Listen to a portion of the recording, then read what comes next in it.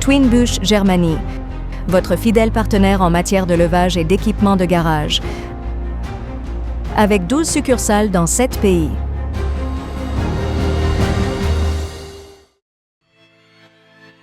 Bonjour, aujourd'hui, nous allons vous montrer comment installer correctement le pont élévateur TW445E400G de Twinbush.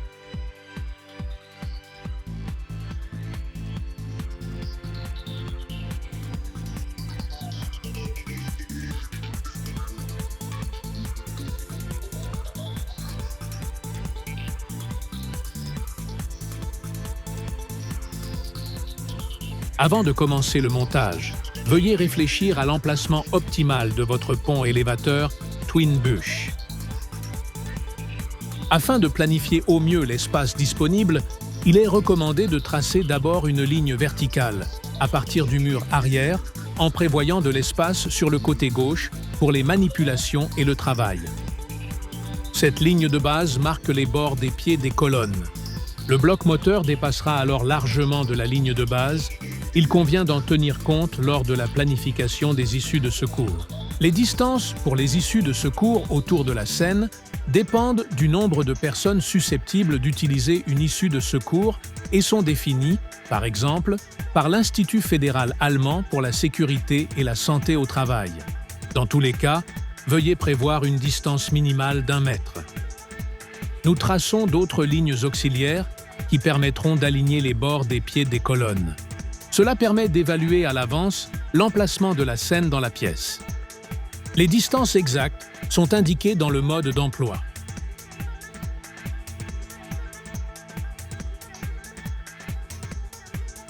Votre pont élévateur TW445E400G est livré dans un seul colis.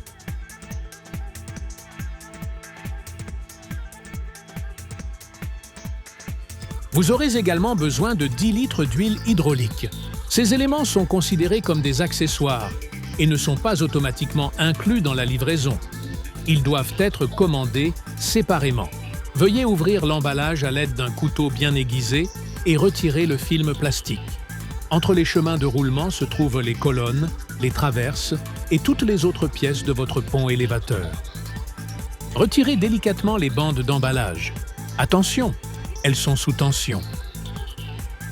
Nous conservons la plaque en bois, car nous pourrons l'utiliser ultérieurement pour le montage. Retirez maintenant les vis de fixation de la colonne principale. Nous voyons ici la colonne principale, reconnaissable à la plaque de fixation du boîtier de commande.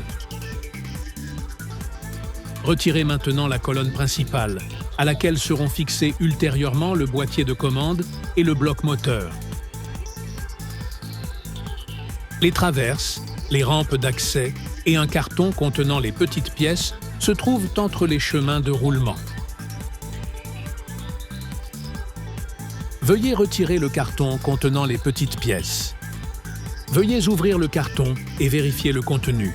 La boîte contenant les petites pièces comprend des vis avec rondelles d'amortissement, des rondelles, des circlips et des écrous pour la fixation du moteur, des vis pour le montage du capot de protection, des vis avec rondelles et circlips pour la fixation des chemins de roulement, ainsi que des goupilles de sécurité avec circlips pour la fixation des câbles en acier. À cela s'ajoute un tuyau de retour pour l'air contenant de l'huile, un dispositif de sécurité pour le tuyau hydraulique, des tôles de montage pour la fixation de la chaîne traînante, une tôle palpeuse pour le fin de course et 2 tôles de protection. Retirez maintenant le boîtier de commande. Retirez maintenant les vis de fixation des autres colonnes.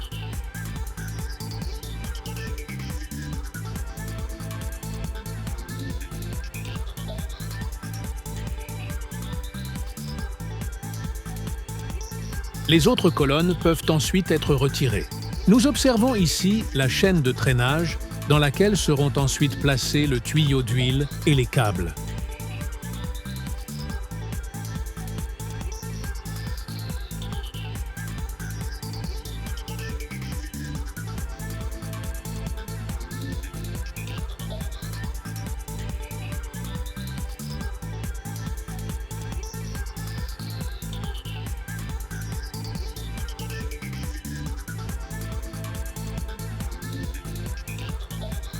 Ensuite, nous retirons les rampes d'accès.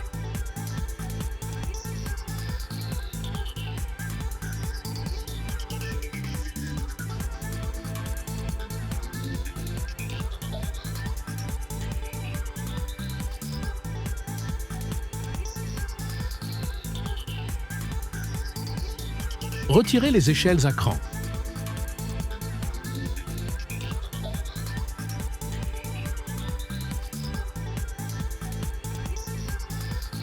Ensuite, nous retirons la première traverse. Pour cela, il faut au moins 2 personnes robustes. Les traverses peuvent également être déplacées à l'aide d'un appareil de levage approprié.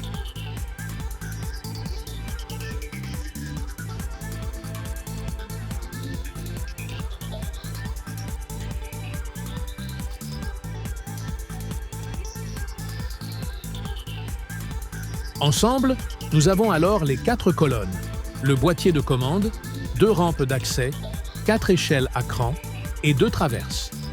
Ensuite, nous nous occuperons du bloc moteur et du capot moteur. Nous retirons le capot du moteur et ouvrons le carton contenant le bloc moteur.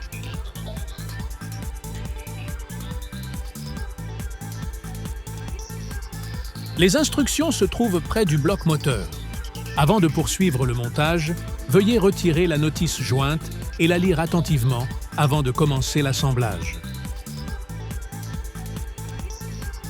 Veuillez vérifier la solidité de tous les raccords vissés pendant l'ensemble du montage et resserrez-les si nécessaire. Veillez impérativement à ce que les colonnes ne puissent pas basculer avant leur fixation définitive. Une fois toutes les pièces de notre pont élévateur démontées, nous pouvons commencer le montage. Placez la première traverse de manière à laisser suffisamment d'espace pour le montage des colonnes. Les 2 traverses sont parfaitement symétriques. Veuillez toutefois noter que lors de cette étape, la petite tôle de recouvrement se trouve en haut.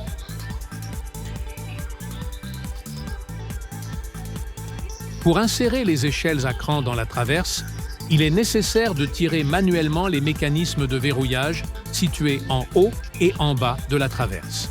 Insérez maintenant l'échelle à cran dans le guide prévu à cet effet dans la traverse. Pour ce faire, nous utilisons les échelles à cran de manière à ce qu'elles s'enclenchent en 7e position. Tous les loquets de sécurité doivent être dans la même position afin que les traverses soient horizontales lors du redressement des colonnes. Ensuite, nous répétons les dernières étapes de l'autre côté.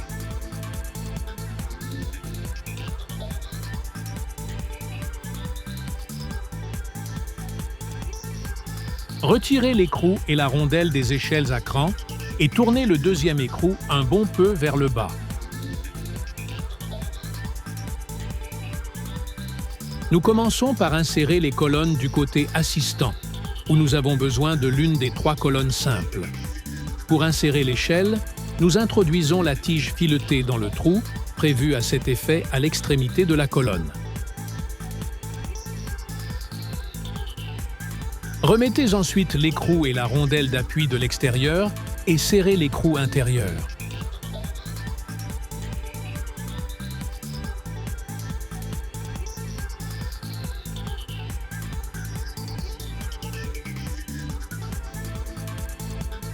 Les échelles à repose-pied ne sont réglées avec précision qu'après le montage.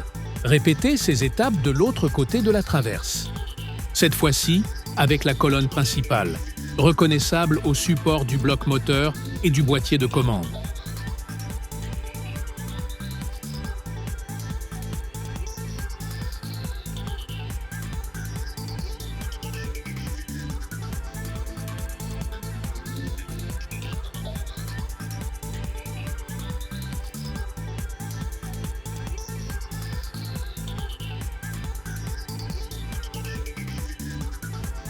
Alignez les 2 colonnes à l'aide de la traverse et placez les 2 colonnes à leur emplacement définitif.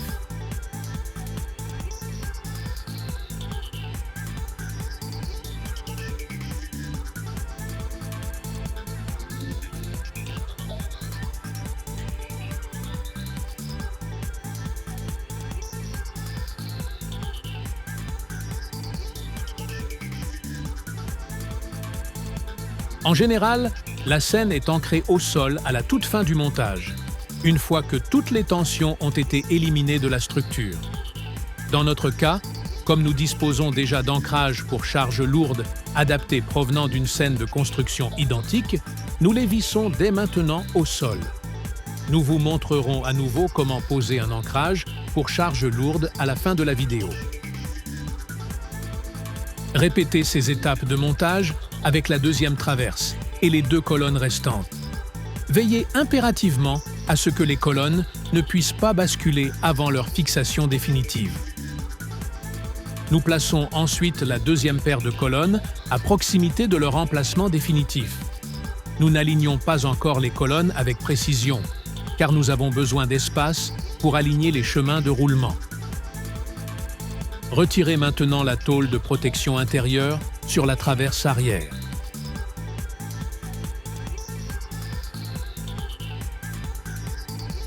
Retirez ensuite les colliers de serrage situés sous le chemin de roulement principal afin de pouvoir retirer les extrémités des câbles en acier des chemins de roulement.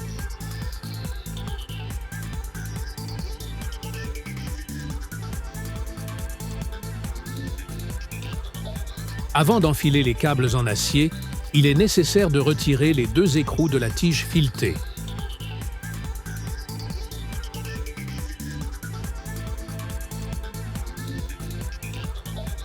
Ensuite, nous déchargeons d'abord le chemin de roulement supérieur à l'aide d'un chariot élévateur ou d'un autre appareil de levage approprié. Étant donné que le chemin de roulement doit ensuite être soulevé au-dessus de la traverse, un appareil de levage avec fonction de déplacement latéral est recommandé. Nous pouvons maintenant dévisser le premier chemin de roulement et le retirer du châssis de transport.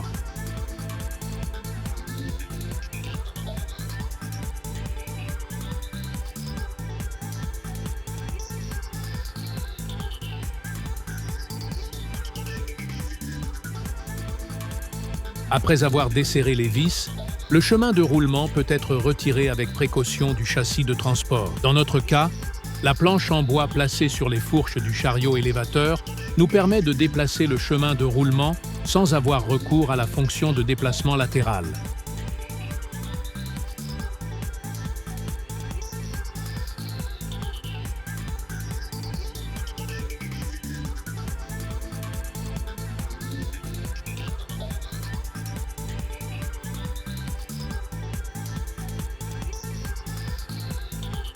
Avant de poser le chemin de roulement sur la traverse, il est nécessaire de retirer complètement les extrémités des câbles en acier du chemin de roulement. Les 2 extrémités des cordes sont guidées à gauche et à droite dans la traverse.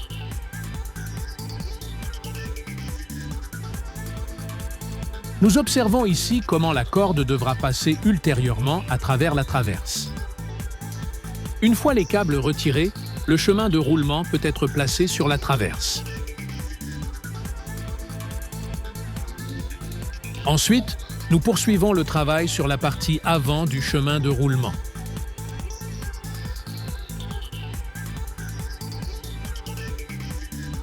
Retirez également la tôle de protection intérieure.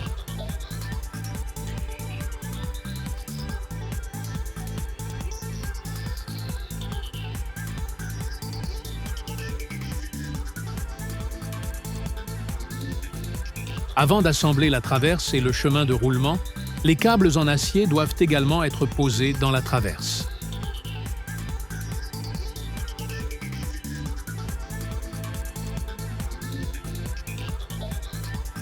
Les colonnes peuvent ensuite être glissées sous le chemin de roulement à l'aide de la traverse depuis l'avant. En général, après le montage, le pont élévateur doit être abaissé complètement avant d'ancrer les colonnes avant afin de libérer les tensions dans la structure en acier. Le chemin de roulement est ensuite fixé à l'aide de vis, d'anneaux élastiques et de rondelles.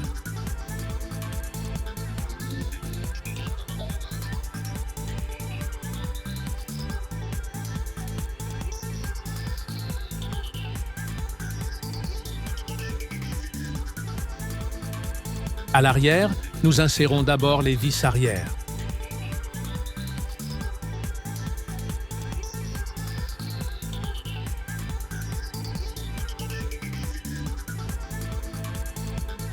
Nous allons maintenant installer la protection anti-roulement.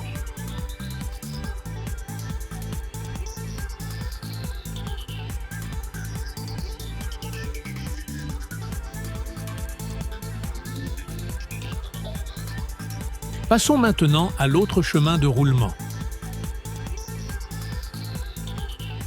L'autre chemin de roulement est également soulevé au-dessus des traverses. Le deuxième chemin de roulement est également déchargé à l'aide du chariot élévateur afin de pouvoir détacher les cadres de transport.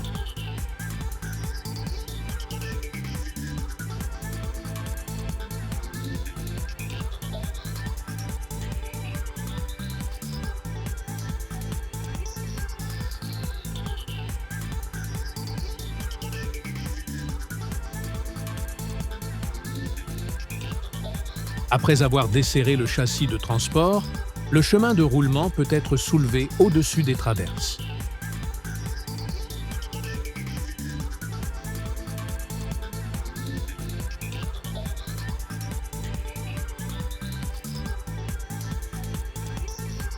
Pour soulever le chemin de roulement au-dessus des traverses, il doit être placé en biais sur les fourches.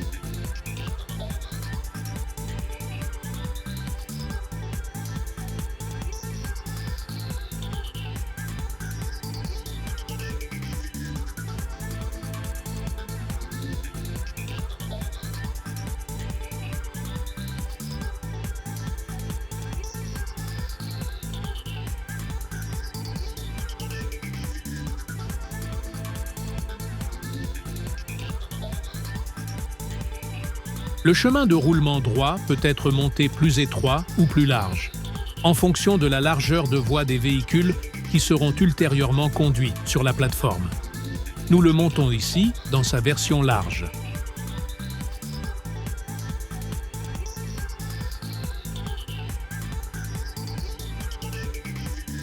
Ensuite, nous installons immédiatement la protection anti-roulement à l'aide des vis internes.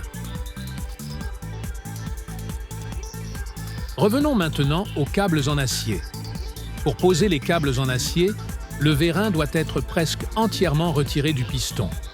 Pour ce faire, nous retirons tout d'abord le bouchon en plastique du cylindre hydraulique. Avant de poursuivre le montage, examinons brièvement le guidage du câble fini pour mieux comprendre son fonctionnement. Depuis le cylindre hydraulique situé dans le chemin de roulement gauche, 4 câbles en acier mènent d'abord à la pointe, avant du chemin de roulement, puis aux pointes des 4 colonnes via des poulies de renvoi. Lorsque le cylindre hydraulique se contracte, les 4 câbles tirent les chemins de roulement vers le haut de manière uniforme. Pour poser les câbles en acier, nous retirons la poulie de renvoi de la traverse en desserrant le boulon.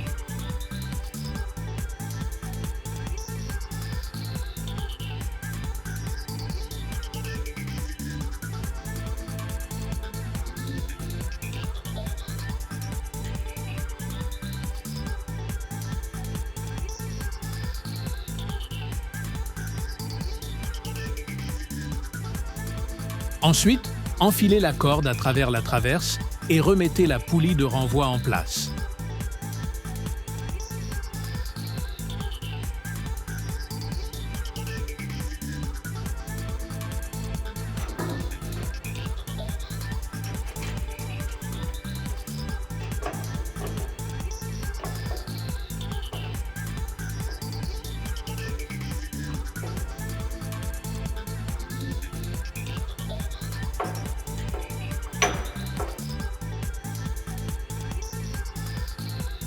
Nous observons ici le guidage du câble entre la poulie de renvoi et la petite poulie pour le dispositif de sécurité anti-relâchement du câble.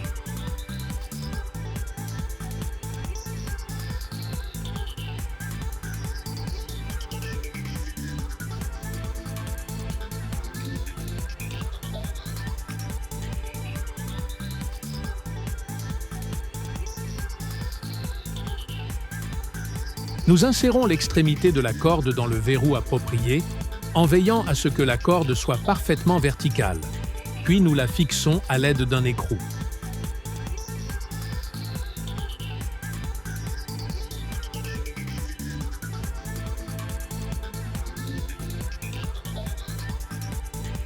Pour finir, sécurisez la corde à l'aide du goupille approprié et des rondelles afin d'éviter qu'elle ne sorte accidentellement du rouleau.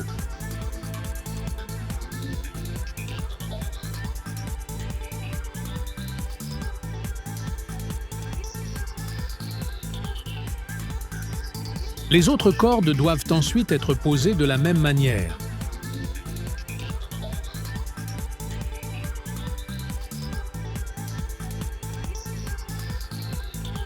Une fois les cordes installées, nous ouvrons le cache sur la traverse avant de la scène.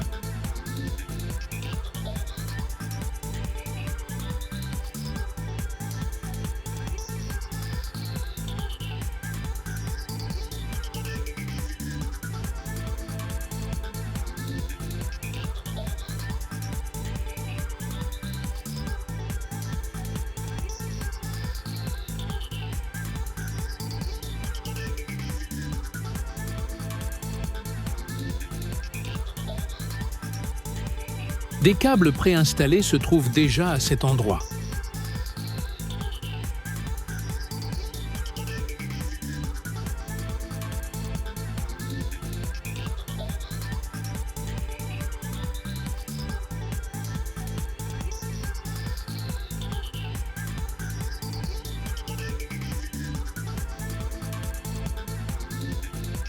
Les câbles du côté droit sont déplacés vers la voie principale.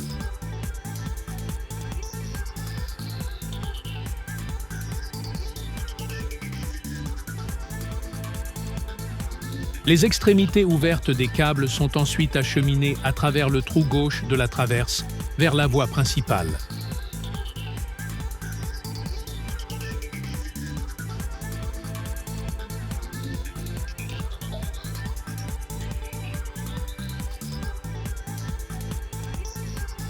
Posons maintenant le tuyau d'air comprimé pour le levage d'essieu en option.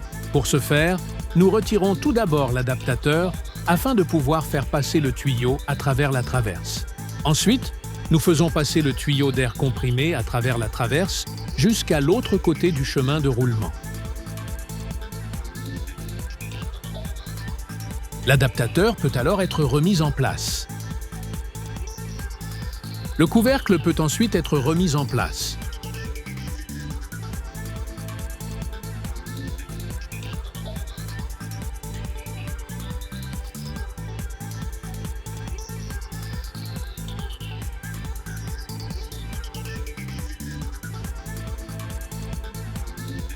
Les caches à l'avant et à l'arrière de la traverse peuvent maintenant être remises en place.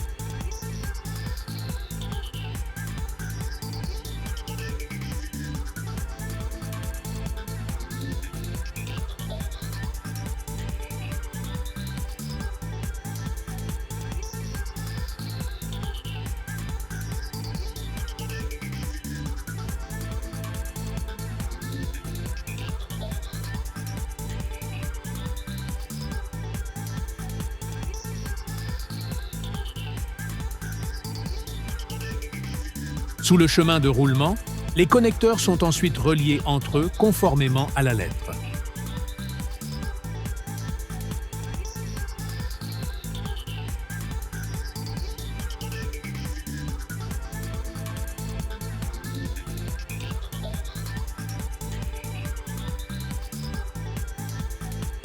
Fixez ensuite les câbles à l'aide d'attaches.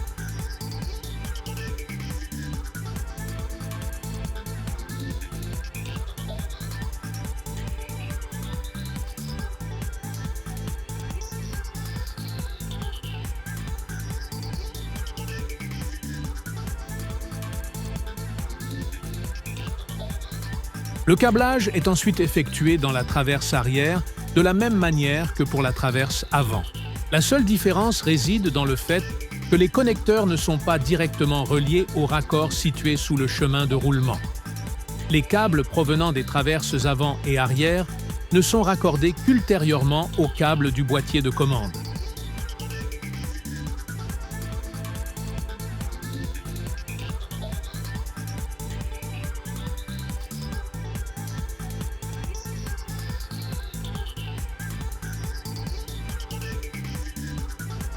Passons maintenant au boîtier de commande.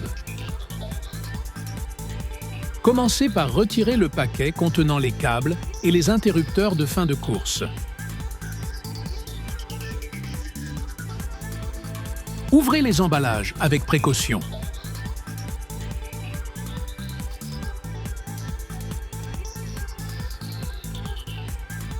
Nous observons ici le câble multiple et les deux interrupteurs de fin de course.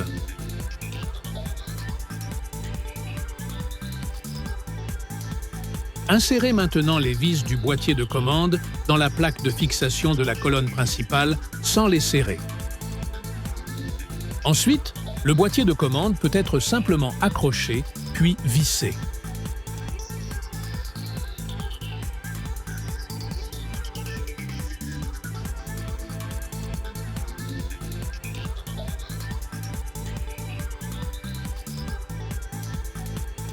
Après avoir ouvert le couvercle, le boîtier de commande peut être vissé depuis l'intérieur.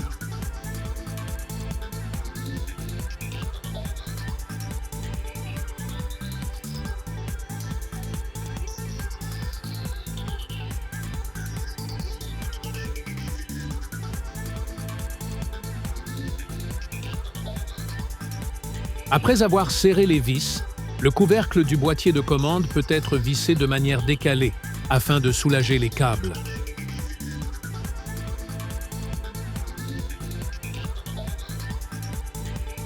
Retirez le bloc moteur.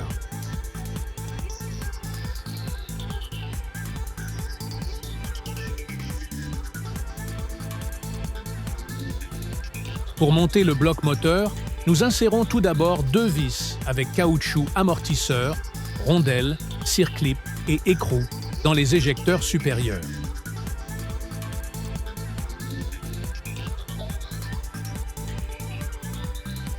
Nous préparons les vis pour le montage comme indiqué ici, en laissant un espace suffisant entre la tête de vis et le caoutchouc amortisseur. Le bloc moteur peut ensuite être facilement accroché à la colonne principale. Veuillez ensuite insérer les deux vis inférieures avec le caoutchouc amortisseur, la rondelle, le circlip et l'écrou, puis serrez fermement les quatre vis.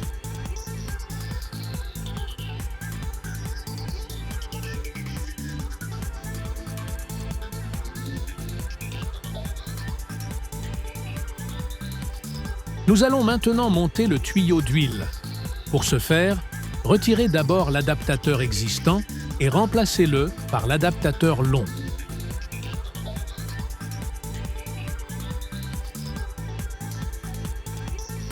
Veuillez continuer à utiliser l'ancien joint.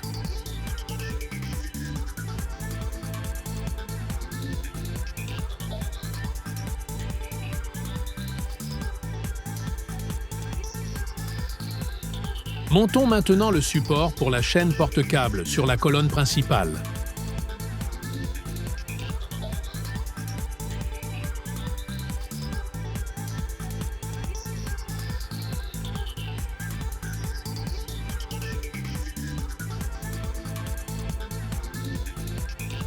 Pour faciliter le montage, nous retirons tout d'abord les entretoises à l'intérieur de la chaîne porte-câble. Pour ce faire, tournez légèrement les entretoises.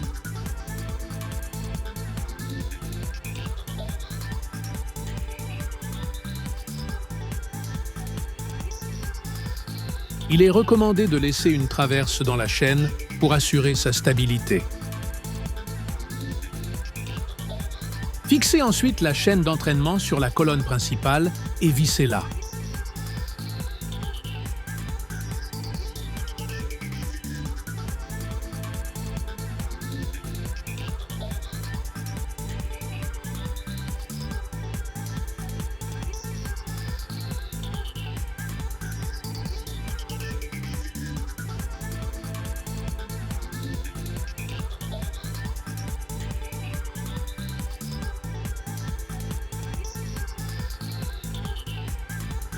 L'autre extrémité est fixée au chemin de roulement à l'aide d'une équerre.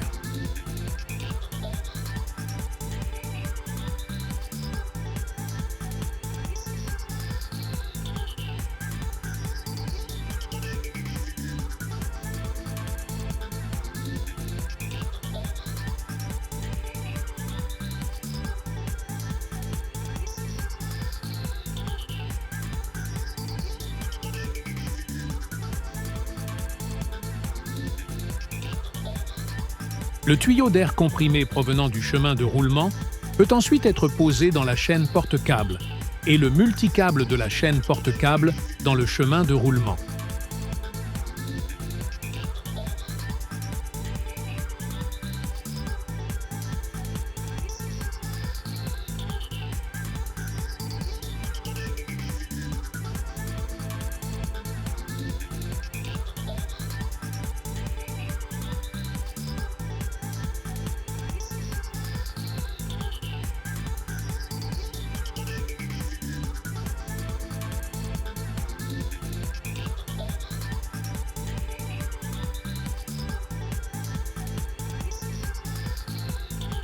Après le câble multiple, le tuyau d'huile est guidé avec l'extrémité droite vers le côté de la chaussée.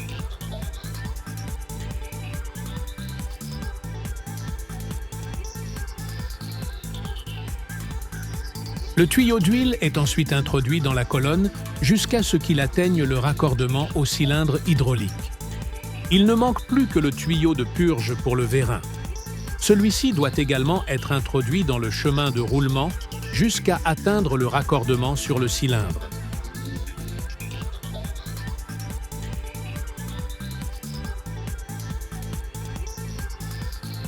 Nous raccordons maintenant le tuyau hydraulique au groupe hydraulique.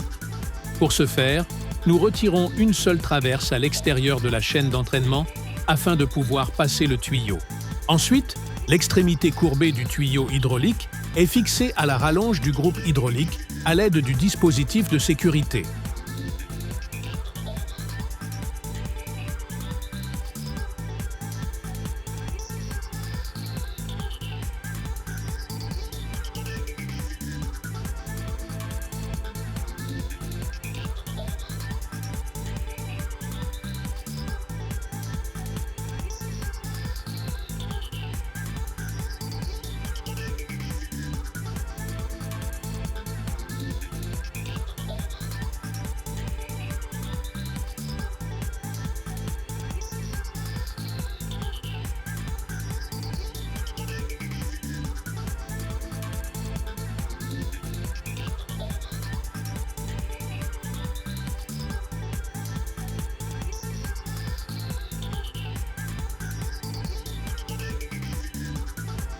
Passons maintenant à la face inférieure du chemin de roulement.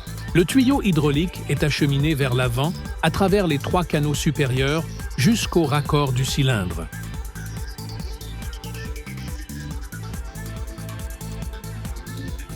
Veuillez ensuite visser fermement le tuyau hydraulique sur le cylindre hydraulique.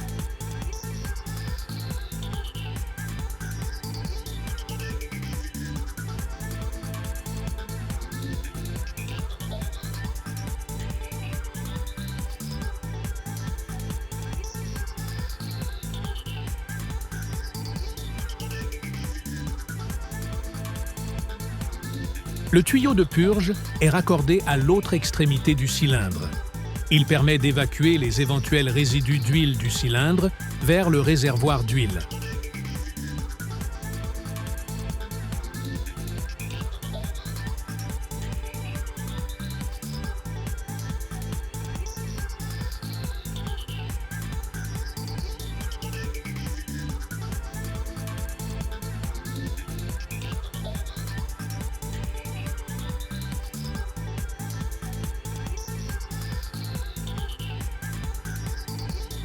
Passons maintenant au câblage entre le câble multiple et les extrémités ouvertes. Le câblage s'effectue conformément à un tableau fourni avec la scène. Les chiffres du câble multiple sont attribués aux lettres des câbles ouverts.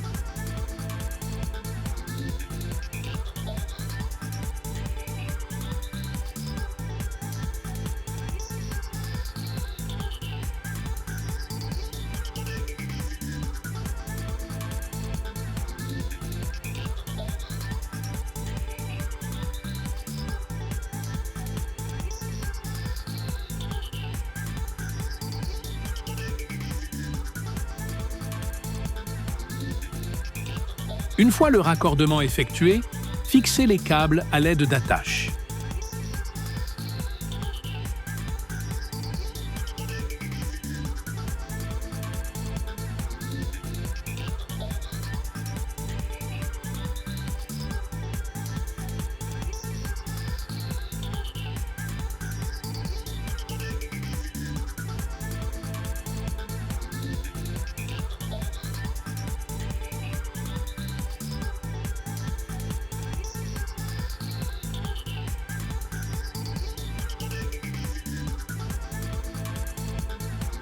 Veuillez maintenant poser tous les câbles et tuyaux dans la chaîne porte-câbles.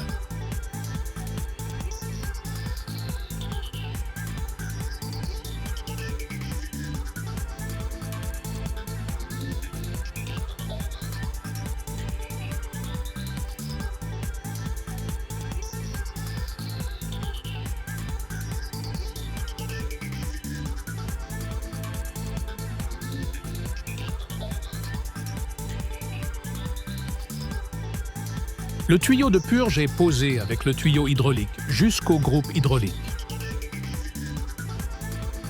Le tuyau d'air comprimé se termine ici dans la chaîne porte-câble. Si vous avez besoin d'un raccordement à l'air comprimé pour un extracteur axe, vous devez établir à cet endroit la connexion avec le système d'air comprimé de votre atelier. Les traverses peuvent ensuite être réinstallées sur la chaîne de remorquage.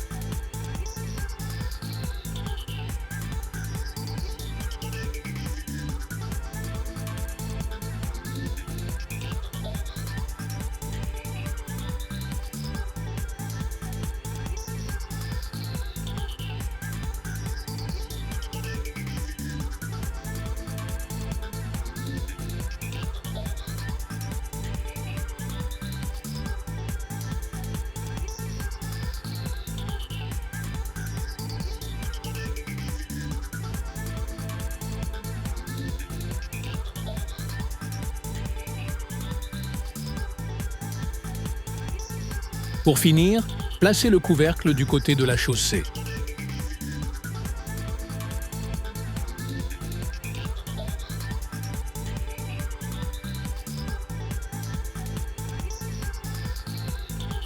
Montons maintenant rapidement la tôle palpeuse sur la traverse près de la colonne principale.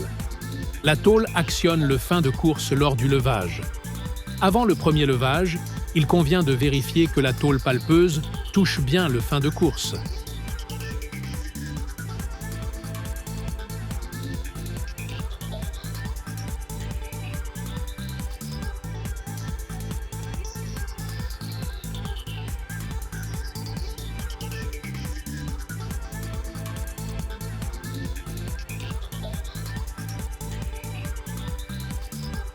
Le fin de course correspondant à la tôle sensible peut ensuite être monté à l'extrémité supérieure de la colonne principale.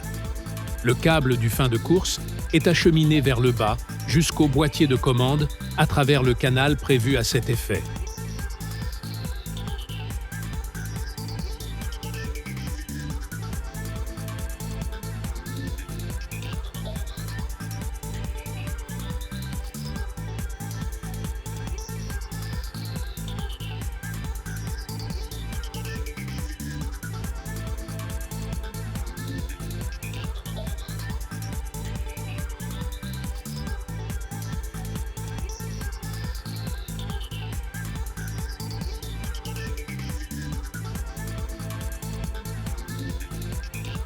Le fin de course est fixé en biais à l'aide de 2 vis, comme illustré ici.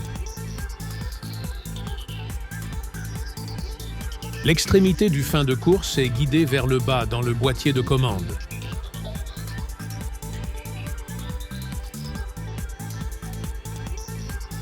Répétez ensuite l'opération avec l'interrupteur inférieur pour la protection des pieds. Ici, le câble est d'abord acheminé vers le haut à travers le canal.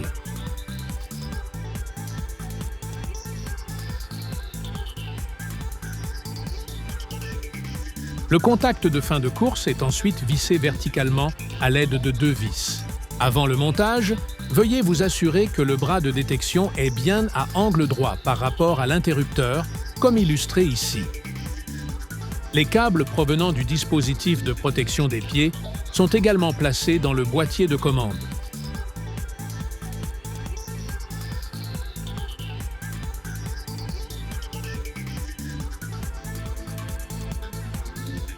Passons maintenant au câblage dans le boîtier de commande. Veuillez noter que l'installation électrique suivante doit être effectuée uniquement par un électricien qualifié.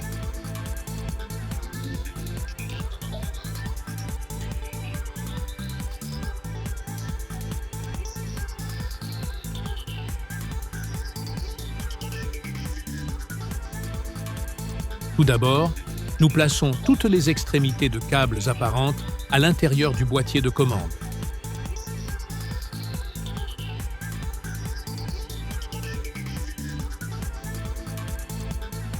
Nous observons ici le câble de la vanne hydraulique électromagnétique.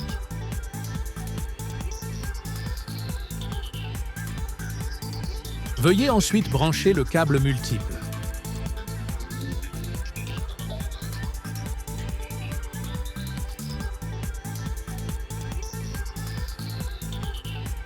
Ensuite, il convient de raccorder le câble du moteur. Veuillez vous reporter au mode d'emploi pour connaître le câblage exact dans le boîtier de commande. Le boîtier de commande peut ensuite être refermé.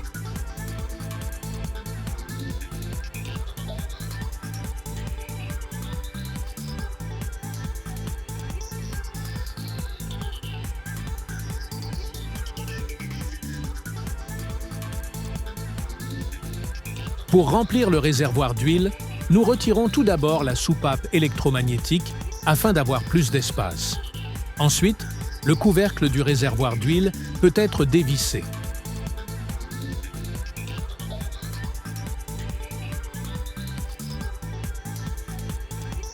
Le réservoir d'huile peut ensuite être rempli jusqu'au niveau maximal. Une fois le pont élévateur relevé, il est possible de rajouter de l'huile après avoir vidangé le système. Remontez ensuite la bobine magnétique. Nous allons maintenant monter le tuyau de purge pour la récupération de l'huile. Celle-ci est raccourcie à la longueur nécessaire et raccordée au groupe hydraulique.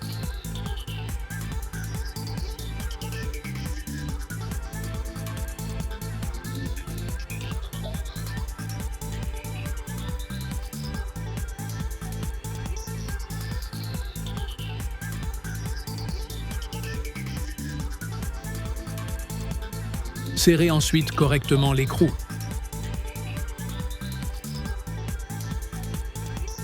Une fois le pont élévateur raccordé au réseau électrique, il peut être mis sous tension et utilisé pour la première fois. La protection contre le relâchement du câble n'ayant pas encore été testée, veuillez maintenir enfoncé le bouton latéral du boîtier de commande lors de la mise en marche. Après avoir tendu les câbles, il est nécessaire de vérifier aux quatre coins que le dispositif antidétente des câbles est correctement positionné. Le bras tactile doit se trouver au-dessus de l'écrou, comme illustré ici. Le pont élévateur peut ensuite être abaissé complètement afin de relâcher les tensions éventuelles entre les colonnes. Les colonnes glissent ainsi exactement à l'endroit où elles doivent être ancrées. Le pont élévateur doit ensuite être relevé complètement afin de tester le fin de course.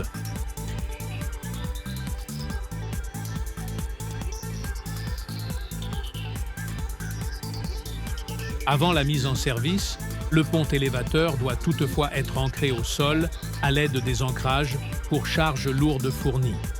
Nous vous montrons à présent, à l'aide d'un pont élévateur à 2 colonnes, comment réaliser un ancrage au sol à l'aide d'ancrages pour charges lourdes. Veuillez respecter impérativement la profondeur requise du trou de forage et l'épaisseur de la dalle en béton. Si l'ancrage pour charge lourde n'est pas correctement enfoncé dans le béton, ou si le béton ne répond pas aux spécifications techniques, la stabilité du pont élévateur peut être compromise. Veuillez consulter le mode d'emploi pour connaître les spécifications techniques exactes. Il n'est pas nécessaire de déplacer le pont élévateur pour poser les ancrages pour charge lourde. Percer à la verticale et respectez la profondeur requise du trou de perçage. Nettoyez soigneusement les trous de perçage, par exemple en les soufflant. Enfoncez l'ancrage pour charge lourde avec précaution et bien à la verticale à l'aide d'un marteau de frappe.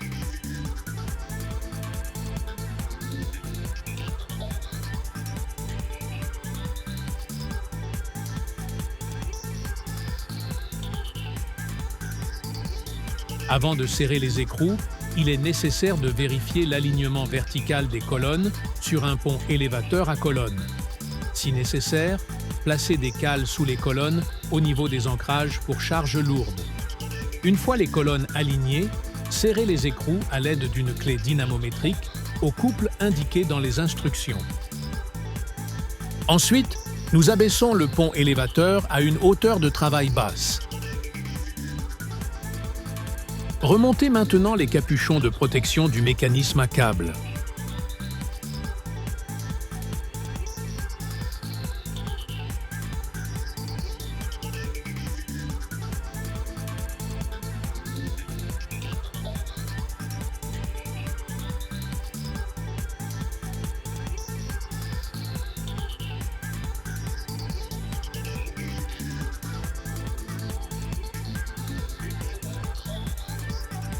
Les rampes d'accès peuvent maintenant être montées.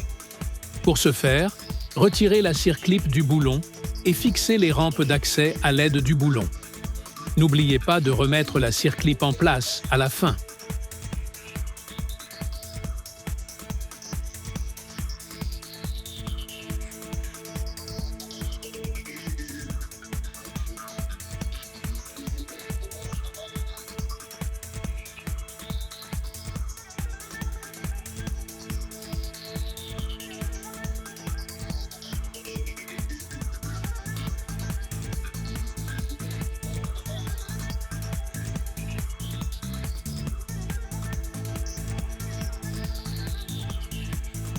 Pour finir, il ne reste plus qu'à installer le capot de protection du bloc moteur.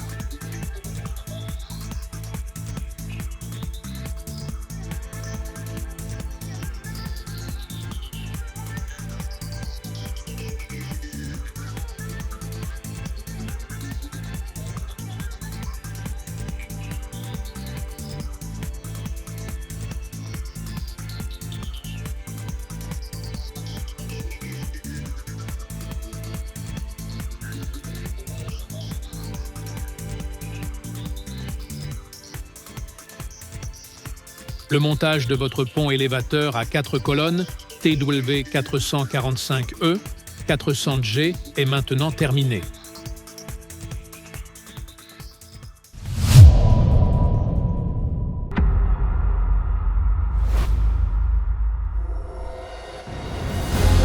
Venez également nous rendre visite dans l'une de nos succursales.